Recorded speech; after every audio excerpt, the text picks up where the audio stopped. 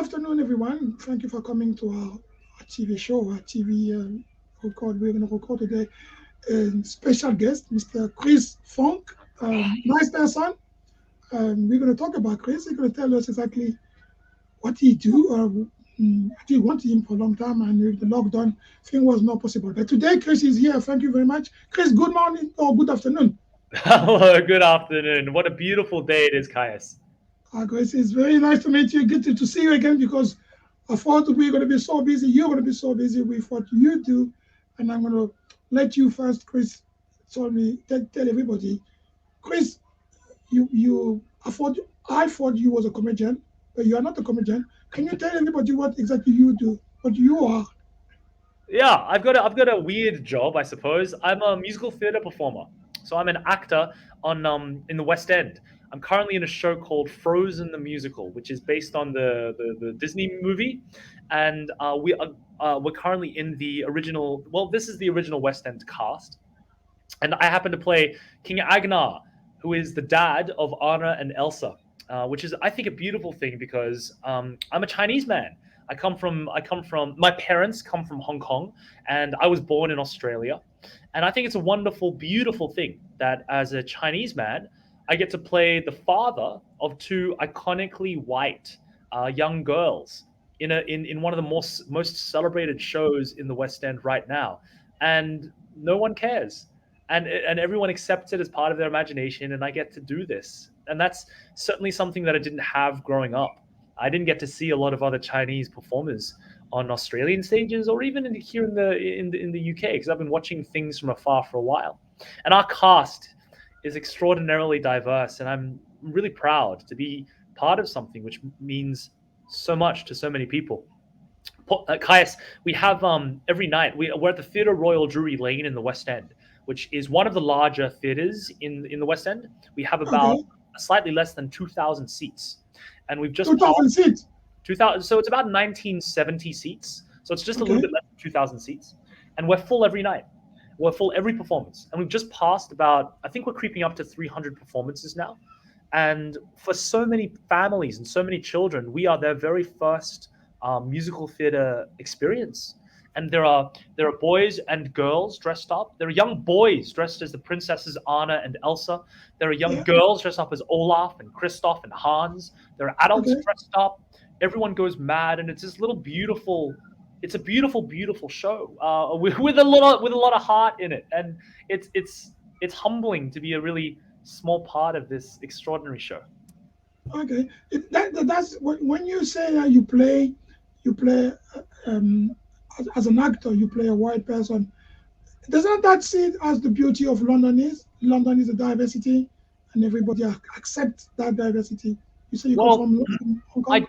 I would say that I'm not playing a white person now. I'm saying that in the past, it might have been expected that a white person would play this role. But I love the fact that in Arundel, anyone can play anyone. We're just allowed to be humans. Why can't an Asian man Yeah, be the father of two white girls? Why can't? There are all kinds of reasons out there why that might happen. And the point that you made though about one of the beauties of London being its rich diversity, I absolutely agree. I mean, you walk down the street and you hear any street in London, and for me, you hear like a million different accents. But that hasn't always been the case on our stages and our screens. And that's one of the reasons why the Black Lives Matter movement resonated so strongly with people here in London, because we haven't always had representation on stages. Little black, little black people, little black children could not always have turned on the TV and seen themselves. Asian people haven't always been able to like go to the theater and see themselves or hear themselves, and that's powerful and sad. Who gets to be in these bigger productions? Who gets to perform? Who gets to tell their stories? It yeah, hasn't always been equal. yeah. It's a bit like I would say a bit like the same story when you see in the football. There's no much Asian people. The minority Asia is the only player, a few player, the top player I like is the one who played for Tottenham. Is Son. There's no much Asia. That's the same thing. You think And doesn't how make inspiring is that? And it's actually so beautiful. I see from my position, and I could be wrong about this. You could disagree with me, listeners, but Right? I see that the theater world and the sports world, actually all of the world, all of culture, things are starting to shift. We do see more people with more opportunity from different backgrounds that aren't Caucasian. We like marginalized. For me, it feels like marginalized societies and communities. There's a greater awareness from people who gatekeep and people who make decisions that this is something which has relevancy and currency and is important vitally. There's an ethical surge. Whether or not that's simply, whether or not you're cynical and you think that, oh, it's just people taking advantage of changing attitudes, and we have to make money on this. We've got to make money on Black Lives Matter. We've got to make money on diversity. Whether or not you're cynical and you believe that is a whole different thing. I prefer to think more altruistically, to think a little bit more positively. I think that we're changing. I think that attitudes. It's really humbling to be part of a new wave. There are so few people from the British East and Southeast Asian diaspora who get to play on the top commercial stages, both in theater and in sports and in all other different arenas. And Yeah, undeniably, my visibility within this Disney production is huge. There are like five of us yeah. in named roles in theater across the UK right now. Probably, like, Okay, I'm right. the number out of my bottom, but you know what I mean. It's lovely to be a small part of something which I believe is giving root to change, giving rise to change. It's big. But Yeah, can you tell me? You come from Hong Kong. When did you yeah. decide to be to be an actor? When did you decide? Okay, this is what I want. How old you were when you start say, I want to be some power. Normally, they say, okay, this is the bad picture we have of people from China, or as we say, we think all of them they are scientific. Most of them they go to master in the math, master in the science. But you say, when did you decide to go to be an actor? Yeah, that's a good question. Thank you for it. So I wasn't born in Hong Kong. I was born in Australia. So Hmm. my parents and my grandparents fled from Hong Kong at the end of World War II after the Japanese attack on Hong Kong. And my granddad was really racist against Japanese people for a long time, understandably so, understandably so. But yeah, Yeah. my whole family, my generation was the first to be born and raised in Australia. And you've got grammar schools in this country. In Australia, they've got selective schools, and I went to one that is widely considered to be the best in all of Australia. It's called James Roos Agricultural High School. Shout out to James Roos. Do you mean your parents? Your parents are rich? My parents are not rich. No, Okay, my my dad was working. My dad was working very 18 hard. to 20 hours for pretty much the entire time that I've known him, and he was a taxi driver and dishwasher, and my mum was a bank teller and a stay-at-home mum, and they put all of their money into tuition, into getting me and my sister extra classes. And well, grammar schools here in this country, you have to take a test to get in, and they don't Yes. care. They don't care how much money you make. They just care that you do well enough on the test. And it's the same thing for selective schools in Australia. So I Okay. studied really, really hard, and I got into the best there. And no, I did. I wouldn't say that my parents are rich. I wouldn't say that I've got lots of But money, they, but I'm they rich. they work hard for you. They work hard to make you go to Yeah, school. I mean, my dad was like dishwashing and being a janitor and being a security. That man worked so unbelievably hard. I've never known anyone else who has anywhere near the work ethic of my dad, and he did it all so that we could pay for extra tuition and get me a different life, get me and Hmm. my sister a different life. And they made the gamble, and maybe this is something your listeners can adapt to. They made the gamble that by educating myself and my sister, that would be the way that we get out of the poverty cycle. That would be the way that my parents could ensure that we would have better options than just to be a janitor. Not to say that janitorial work isn't something which is honorable and fulfilling, and it's right for people. But my parents really wanted me to have options. So if I wanted to choose, I could choose. And Hmm. that actually is one of the big. I mean, I ended up in high school, and I'm in the best grammar school in Australia, and Okay. everyone else has their eyes set on being a doctor or a lawyer, and the parents are all, educate. You're going to go to university, you do all those things, and and I was thinking, well, I want to be a performer. I think that's what I do best. Because who knows? You're 17 years old. How do you Yeah. know really who you are and what you want? Is it just a Yes. passing phase? And I had this excellent music teacher, this beautiful, beautiful man, Scott Copeman. It was his very first post as a music teacher, and he put me in his school musical, and he gave me the opportunity to try things and ask myself questions. What makes me happy? What fulfills me? And of course, my parents and my aunties and uncles, they had the same worries that anyone does. How are you going to make money, right? I mean, being an actor is really hard. There's so much competition. No one, and you're Asian, and you want to do this in Australia, or you want to go international. How the heck are you going to make it work? Better be So safe. they found you. They found you. You were crazy to think about doing that. Yeah, absolutely crazy. Don't do it. And so I listened to them, and I trained as a teacher. So I have 4 university degrees, and they're all in teaching or singing or musical theater or drama. And my very first two music, my very first 2 degrees were in education, which is where you and I met, Caius. Yeah, we met in education. Yeah, in the Yeah. school. So I saw you teaching in music to the kids. I'm also a qualified high school and primary teacher. And just before Frozen, just before rehearsal started for Frozen during the pandemic, I had a 6-month contract teaching year 5. I was a year 5 class teacher at Woodpecker Hall Academy, which is where Kai's. Oh, you were working there as the as the caretaker of the school, and I Yes. loved how erudite you were, how curious you were, and you speak. I don't know if your listeners know, but you speak like 7 languages, and you have like 50 million children, and you were always such an interesting man. And you told me you had a Yeah, radio the show. language of Congo, Brazzaville, and the English and French. Yeah. Yeah, uh, you're extraordinary, and I appreciated like getting to chat with you every now and then. And when you told me that you have a radio show, that didn't surprise me in the slightest, because of course you do, because you're a rich and varied man, and you're curious. Isn't it nuts how we could meet that way, and now we're in different positions, and that's beautiful. It's life. It's like it kind of flows and ebbs and flows. But you asked me like, how did I know that I wanted to be a musical theater person? I Yes. don't think, like, when you decide what you want to do with your life, it's not like a lightning bolt hits you and you flip a switch and you suddenly know. One day you don't know who you are, what you want to do, then the next day you do know. That's not how it works.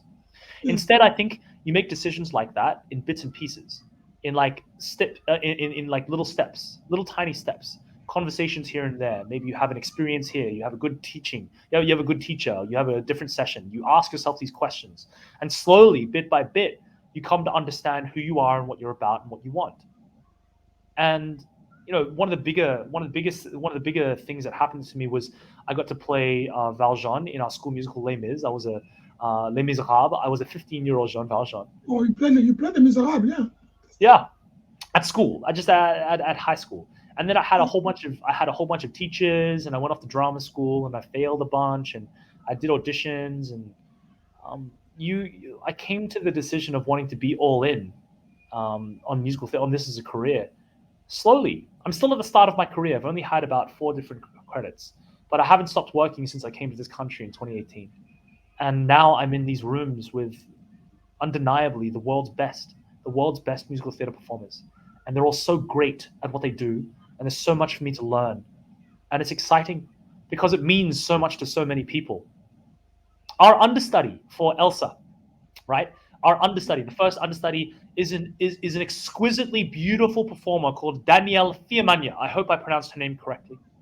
Okay. Danielle happens to be black, and she's super young. She's 23, and she has so much talent. And her name, she's gonna light up the stage. I would eat my left tooth, my fourth and fifth fingers on my left hand. I would eat them if she doesn't win an Olivier someday. So I hope she wins an Olivier. But Yeah. she happens to be a black woman, and she's so powerful and strong, and she knows who she is, and she gives, and she's so generous and kind. And we think the Theatre Royal Drury Lane is one of the most historic buildings, the most historic theatres in the West End. And we Okay. believe there's a website actually out there who that tracks all the productions that have been at the Theatre Royal Drury Lane. We think that in the year of 2022, when Danielle went on, she was the very first black woman to lead a company at the Theatre Royal Drury Lane. Okay. Stunning. Stunning. In this day and age that we still have things like that happening. But how much pride do I have? How honorable to be a small part of history in that way. It matters a lot. I can see you're very passionate about what you're doing. Is that when you say this week, Wednesday, I went to the graduation of one of my daughter, and there was a guy there. Was very surprised. There was a man. The kids, most of the kids was average was like 25, 20, 27, Okay. all graduate, master in law, finana. And there was one person, the chair of the governor of the university, said, "We're going to clap our hand for one student." And can you imagine how old he was, the student? How old? 82 years old. 82. And he passed his master in law. So I went to see him and I said to him, "Why did you do that? Why do you at that age?" He said, "Oh, it's not because I'm looking for a job. I got my own company. I've been working since I was 13 years old. 13. I just want to keep my mind up because the more you work, your brain work. If you stay home, you watch TV, your brain gonna be die. It's gonna be like a car. So is that kind of thing you too when you go to perform, when you Beautiful. have the full graduation, it's because you believe in education? Beautiful. A beautiful story and great question. Oh, Yeah. you're too popular, Caius. You have so Sorry, many people sorry. following. You No, believe in education? um, I think that the comment made by your friend, your 82-year-old master of law friend, I think that that's a beautiful idea. Because for me, and no one in the world can tell you what you should want or how to live your life except for you. People will try. Your parents will tell you, your friends will tell you. No one can make the decision of how you want to spend your time except for you. For me, this idea of wanting to explore different parts of myself and wanting to play different characters and to tell different stories and to learn about myself, that's the fundamental reason why I'm an actor. I could do all kinds of things. Okay. I could do all kinds of different, as in, I could if I wanted to. I believe in myself, and maybe this is arrogance, maybe it isn't. But I've got the intellectual background. I think if I wanted to be a doctor, I could go be a doctor right now. I could go train. I could gun for it. I could learn the things and go be a lawyer. There are so many things that I could do. What do I want to do? I want to tell stories in a way that affects people. We only go to the theater to have these experiences which allow us to contextualize our own lives. Theater is a mirror. We go to the theater to ask questions that help us make sense of why we are alive and what we are doing and what our relationships are about and who we want to be. And being a part of that is powerful, hugely powerful, and I'm good at it. And I have the capacity to do it, and I'm good at it, and I believe that it helps people. A big part of why I'm a teacher too is this sense of wanting to uplift other people. It's not about, it never is, and it will never be about self-aggrandizing. It can't be. When it is, the theater work is diminished. It's less powerful. The most powerful theater work, the most powerful educational work, is when you give up everything to try to help, to try to articulate a certain vision, when you believe in telling a story. And that doesn't mean that your characters always have to be altruistic and kind. You can do that by telling stories, by playing terrible humans. But fundamentally, there's an ethical reason, I think, why I like to be a performer, because I believe in the power of theater. I believe that there's an element of my being a teacher that of that, helping to uplift people and showing them different lessons. There's an element of that in why I've chosen to be an actor, why I've chosen to be a performer. Maybe I sound a bit sanctimonious. So, Chris, are you saying that when you are performing, you are sharing people, um, you are showing, I don't know, you say that you giving people, which is what happened to some people in life. You play as an actor for them. So people, when they come, they can see that what you are doing is to help them find some kind of solution in their life. Yeah, C'est juste have yeah. I fun. mean, I mean, the whole point of it, I think, the whole point of theater is for people to sit from the audience and go, "Hey, that's me.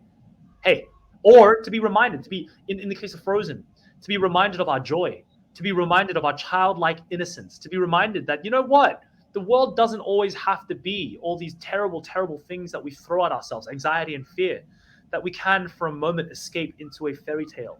And and the skill of the cast, the skill of the backstage crew is here to help us. Everything's curated, everything's focused around that vision, this bubble of delight. And how much value does joy have? How much value does joy have? It's a beautiful thing. And yeah, I have to say that I am just a tiny, tiny part of it. If your listeners could understand just how many people work so long. I mean, okay, so I wear about 3 different wigs in that show. Some people wear 4. Each Okay. wig takes between 40 to 80 hours to hand stitch. Those hairs are human hairs that are hand stitched into a mesh lace. And there are 34 members of the adult company, and there are eight children, and everyone has 3 to 4 wigs, and all the costumes are hand stitched and hand tailored to us, and the props, and the set design, people have hand painted that, and they designed it, and they've thought about it a lot, and the choreography, they've gone through like years and years of development, and the script writing. And then backstage, you've got all the stage crew who move things around and shape things. And there are people whose full-time job it is to help us get out of our clothes and into clothes in time for the show. There are so many people backstage who help organize to make this moment of delight possible, this moment of this 2-hour period of delight. And I am this all I got to do is like wear the clothes and sing the songs and try to be a human, and I get to, and all the glory gets heaped on the cast, but it shouldn't be that way. But it's not how much money and how much time and effort goes into not only our show but every show that makes it to the West End, because it's expensive, and all the shows that make it through like the 1100 theaters across the UK. Theater is powerful because it helps us ask questions about who we are. My gosh, I was thinking about the money, right? There's I no I can say this. I'm not going to be spoiling it, but there's a moment. It's this extraordinary piece of set called the Ice Bridge. Um, I won't spoil what it looks like or what it does, but this ice bridge costs hearsay. They told me backstage £5 million just to make this one piece of set. Stunning, stunning. Absolutely. Absolutely. Absolutely. Chris, when you go to the stage to perform, are you having a moment to concentrate? Do you have that? They say people have some panicking moment. Do you have that every time? Or you just go and perform every day? There's no stress, there's no pressure. You don't feel that pressure before you perform to say, oh my God, maybe today I'm not going to be good. Maybe today I'm going to. You got that pressure every day? Yeah, I mean, that's a really good question. Just like anything, once you know how it's done, it becomes easy. I I don't but also on the other side of that, if you don't have nerves, you no longer care. And it's a weird thing. As an actor, you cannot be thinking, "Oh, there are 2,000 people here. I better get everything right." Because that state of anxiety isn't conducive to work. Which, I mean, you have things that you need to do. You have to be able to find humanity in the lines that you've got, and it's so specific. At least it is for me. For me, instead, it's about connecting with my fellow performers and going, okay, I all I need to do now is convince the Queen that we have an emergency here. All I got to do is I got to solve a problem. My child is dying in my arms. What can I do to help my wife solve this problem? What does she need? All right, who are these other weird people coming into the scene? What can I do? What am I doing? What am I thinking?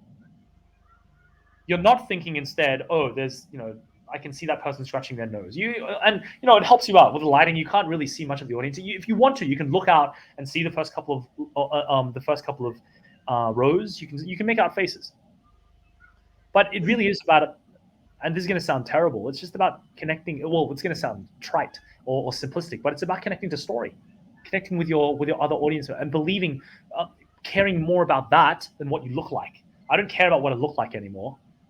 I care about how am I affecting the person opposite me, the person that I'm playing with. What am I thinking? That's the most important for you. That's great.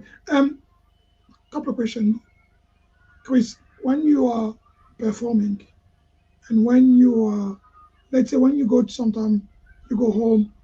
Uh, are you playing sometime as an actor to hide your pain or to don't show your problem? Do you have that kind of situation? Sometimes you still been playing even when you are not really performing on the stage? I mean, probably. But I try. You try not to. You try to leave your work at the door, just like any. I mean, it's like any job, right? Like if you're, can you really clock out of any job, or does an element of that linger with you? Um, I think I'm lucky to be in such a beautiful building. As in what I'm not just physically. I'm talking about the people inside it. The people inside the building. There's so much consideration and heart and empathy. The Frozen Company is it's beautiful. There's so many lovely people. We work out together. We hang out together. We go and like we eat together, and it's important to be able to find some kind of divide. It's shift work, because we work nights and we're kind of out of sync with the rest of the world. We don't have our weekends because we're working all of our weekends, and our times off are times when generally other people are already at work. So everyone has the it's something that you definitely have to deal with as a professional actor. How do you divide your brain from work mode and when you're a human? Yeah, I've been reading a book lately by a guy called Alex Sujung Kim Pang called Rest: Why You Get More Done When You Work Less. And it's a beautiful. Well, the main thing is this guy Alex. He's a Silicon Valley consultant who works over in America, and he visits companies and tries to look at how efficiently people rest, because there are all kinds of books out there, all kinds of ways to think about how we can work more efficiently, right? But not many yeah, people are thinking about how they rest efficiently. So the whole book is about neuroscience. There's a lot of neuroscience in it. There's a lot of biographical accounts of people that we would consider to be very prolific, very hard workers, who've gone out of their way to limit their working hours, quote unquote working hours, to 3 to 5 hours a day, and the rest of their time they spend putting themselves in the best position to rest, because that ability to rest enables you to make better offers, make better choices. Now, clearly, not everyone is going to be in that position of being able to only work 3 to 5 hours. And so this is I mean, the book chronicles scientists and mathematicians and sports people and creatives. And the main idea is that when you rest more actively, when you take a greater awareness of the things that fill you up, then the shots that you take, the conversations that you have, come from a more centered, more balanced, a more healthy, more vibrant yeah, place. Now, but what do we do for the rest of us, right? Well, let's say I'm a teacher, right, and I'm working 12 hours that day. I'm exhausted. I've got a whole bunch of work. I literally can't do 3 to 5 hours of a working day. It doesn't make sense, because that's not the life that I'm in, and that's okay, because the principle behind it is, when you do rest, how do you rest? Do you prioritize rest? Do you carve out time to fulfill you with the things that bring the spark back into your eyes? Maybe that's meeting with friends. Maybe that's going on holiday. Maybe it's playing sports. Or do you consistently say, "Oh, I'm too tired. I'm not going to participate in that extra activity"? And that's something that's interesting too. That actually things that make you more tired in the right now, in the now, can give you a better sense of rest later on. What the heck is that? I'm speaking quite simplistically. I don't think I'm doing the book justice, but it is a beautiful book, and I've been thinking about it a lot. So I try not to keep my work with me, but I think that invariably, if you're a curious story, like my job is to tell stories. I'm constantly reading stories all the yeah. time, but it doesn't feel like work. Does that make any sense? Do you read a lot? When you, I got two more questions, then we're gonna finish. When you have when they call you, when the company call you, say we want you to come to play um, an actor for one of the performing. How many pages do you have to read or to memorize? Example for what you're doing now, for your actual performance. It Do you have to depends. read? It depends A from lot. show to show. It depends on what you're doing. It depends on your track as well. What your character is. For some shows, my first show ever was The King and I in Australia. I did the national tour with Opera Australia. I was the understudy for the King, and in that show, the King is on for pretty much 2.5 hours. So you need to memorize 2.5 hours worth of script, which is a lot. It's Two and a half considerable. hours Two and script. a half hours, yeah. You must have a good For memory for that. you develop tricks. Just like anything, you learn how to learn.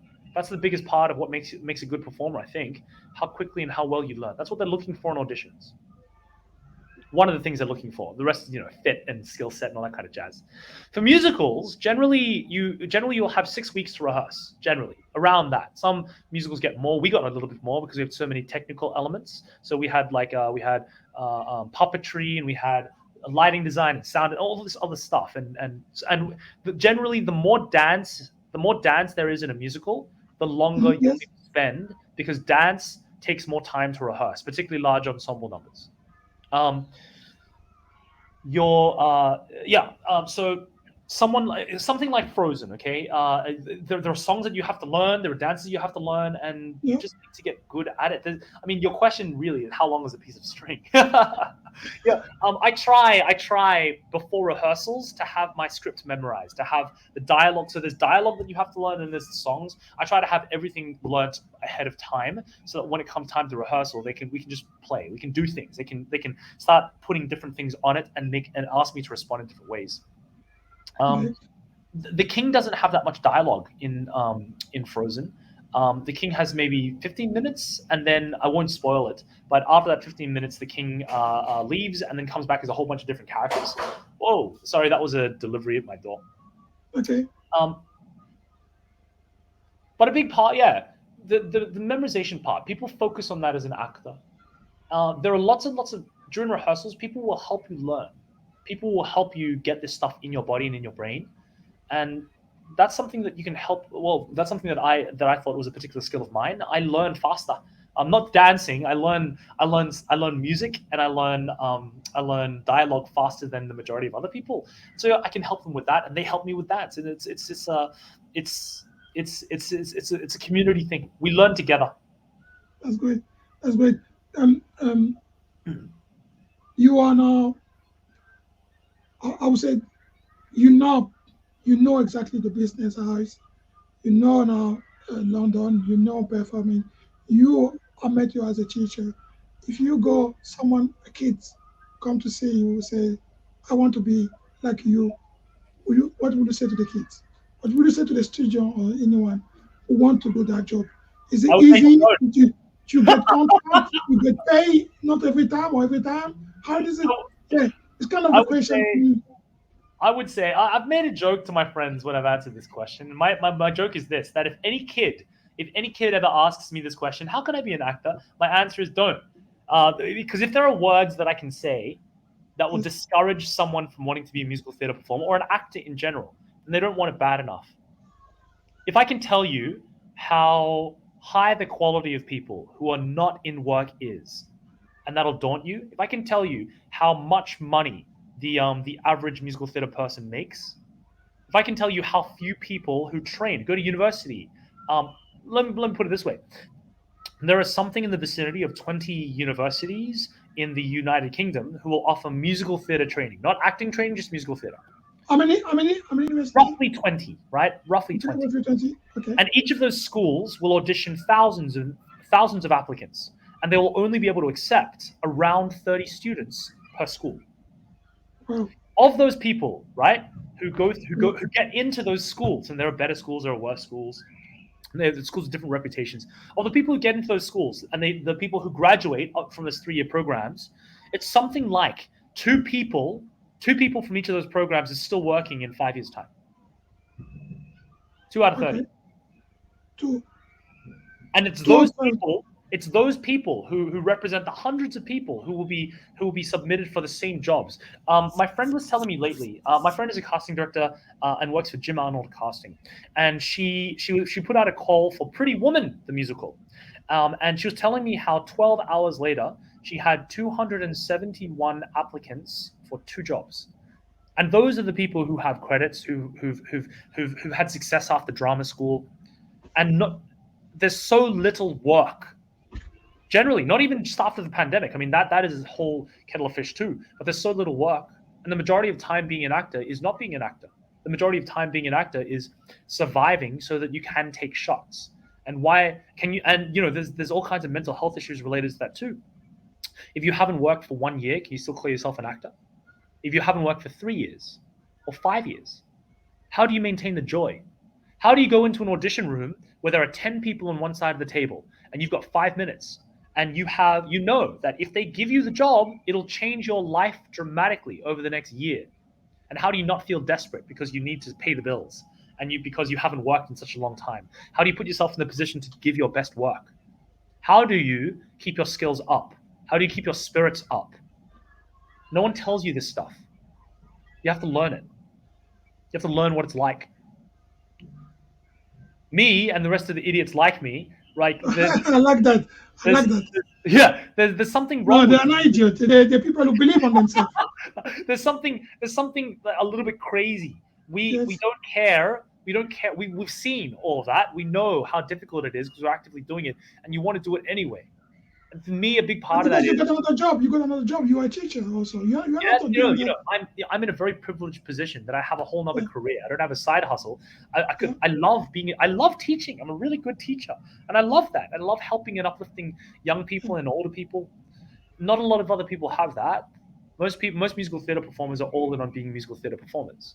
And when they're not working as musical theater performers, they're doing hospitality or they're doing retail. How do you keep your spirits up? Um, there's something beautiful about the fact that you have to make the best of your opportunities, which is why I'm so grateful, so unbelievably grateful that I get to be a part of something so spectacular and so meaningful, not only to me, but to so many children and adults out there in Frozen. Because I know that I will not always have this opportunity. So it's about making hay while the sun shines. And that's okay with me. A lot of people out there don't know exactly what it's like to be a performer. They only see the Twitter and the Instagram and the people celebrating themselves on stage. They don't see the hard yards behind it, the self-doubt. So you would advise them to think twice before they choose that career. Yes, if I've made you think twice already, I would say spend time working on your skills, explore yourself. Don't be in a hurry. You don't have to have all of the answers right away. You don't have to be chasing after all these jobs and comparing yourself with other people. I would say, figure out who you are, because there are so many worthwhile careers in the arts in theater that aren't on stage too. There are so many ways to be successful. And so many people think, West End or bust. If I'm not a West End performer in a Disney musical, then I'm a failure. And that's wrong. There are so many ways. I'm a trained drama and music high school teacher. I believe in a lifelong passion of the arts being valuable in and of itself. Why can't you be fulfilled just, quote unquote, just doing community theater? Why can't that fulfill you? Meeting up with your mates every week, putting on a great show that you're proud of. Maybe there aren't that many people in the audience. Who cares? Maybe you learn something about yourself in the process. I would say think twice. Figure out, my main advice would be figure out who you are. Figure out who you are. But Chris, do you notice what you are saying now? Going back 20 years ago is exactly what your family were telling you. Yeah.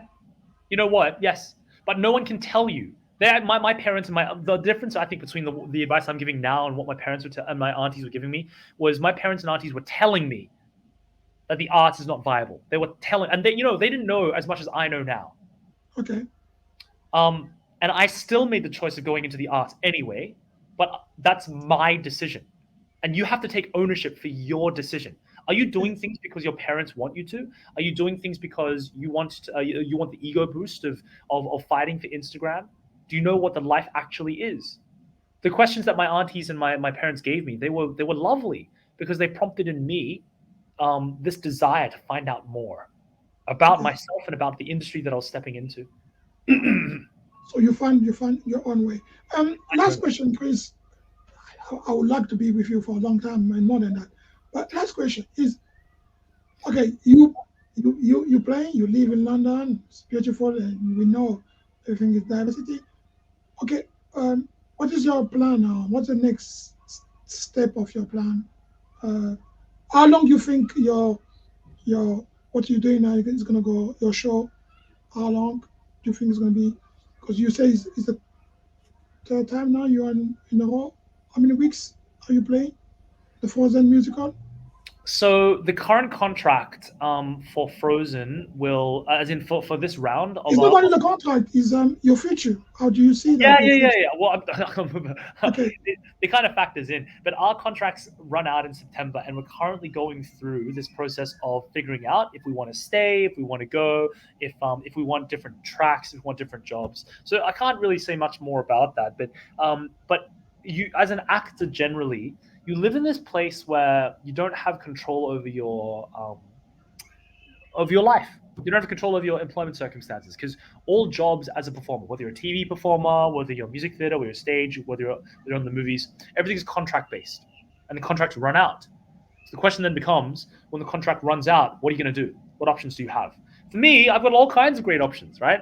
I've got a private singing studio where I train professional musical theater performers who want to get better at their singing because I'm a singing technician. I've written a play and I'm really excited about putting my play on, and I've got this excellence director lined up and I'm building a team now, and I've just applied to the Arts Council for funding for to run a research and development for it, um, uh, which is exciting to me. That's really really exciting to me. And also, you never know what is going to come up down the road in terms of auditions, because auditions come and they can change your life like that, and they happen really quickly.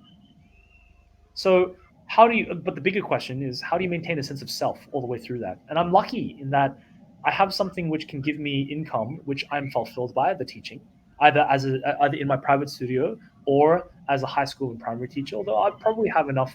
I'll probably be focusing on my private students. But also, I'm flexible enough to have the capacity to swing into jobs if they come up and if I'm interested in them, as in performing jobs, acting jobs, stage shows, or I could stay in Frozen. There are all these options. Frozen, in my opinion, they haven't said anything specifically, but in my opinion, I think Frozen is going to run for years and years and years.